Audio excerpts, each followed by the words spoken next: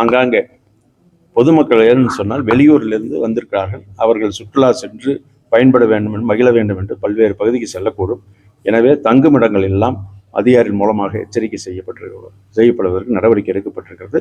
காரணம் 4 மணிக்குள் திரும்ப அவர்கள் எங்கெங்கு தங்கியிருந்தார்களோ அந்தந்த இடத்திற்கு அவர்கள் வந்துவிட்டால் அவர்களுக்கு பாதுகாப்பாக இருக்கும் என்பதை எச்சரிக்கையாக, அவர்களுக்கு ஒரு விழிப்புணர்ச்சியாக, இதை கட்டாயப்படுத்தாமல் விழிப்புணர்ச்சி மூலமாக அவர்களுக்கு ஒளிபெருக்கி மூலமாக ஆங்காங்கு இருக்கக்கூடிய அதிகாரிகள் அவர்களுக்கு எச்சரிக்கை செய்ய வேண்டும் என்று, விழிப்புணர்ச்சி செய்ய வேண்டும் என்று அங்கே வேண்டுகோள் செய்யப்பட்டிருக்கிறது. அது நாளை காலை நிச்சயமாக 10 மணியிலிருந்து ஆங்காங்கே அதை ஒளிபெருக்கி செய்யப்பட இருக்கிறது. ஒளிபெருக்கி மூலமாக அங்கே விழிப்புணர்ச்சி செய்யப்பட இருக்கிறது. அதுவாக வரக்கூடிய நேரங்களிலே அங்கங்கே வரக்கூடிய நம்முடைய செக் போஸ்டுகள் எல்லாம் அவரிடத்துல விழிப்புணர்ச்சி ஏற்படுத்தக்கூடிய சூழ்நிலையை சொல்லியிருக்கின்றார்கள். நிச்சயமாக சொல்லப்பட்டிருக்கிறது. அதுவும் நாளை காலையிலிருந்து அந்த பணியும் துவங்கும்.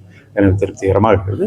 அதே போல் முகாம்களை தங்க வைக்கக்கூடிய உணவு, அதே போல் தேவைப்படக்கூடிய பொதுமக்களும் 2 நாட்களுக்கு பால் போன்ற அத்தியாவசிய பொருள், உணவுப் பொருட்கள், காய்கறிகள் இதையெல்லாம் வீடுகளிலே கொஞ்சம் கூடுதலாக வைத்துக்கொள்ள வேண்டும் என்பது நலமாக இருக்கும் என்பதையும் சொல்லியிருக்கின்றோம். அதையும் நம்முடைய ஊடகங்கள் மூலமாக நீங்களும் மக்களுக்கு தெரிவித்தால் நிச்சயமாக அது சம்பந்தமாக முன்னெச்சரிக்கையாக உணவுப் பொருளை தயார் நிலையில் வைத்துக் கொள்வதற்கு வாய்ப்பாக இருக்கும்.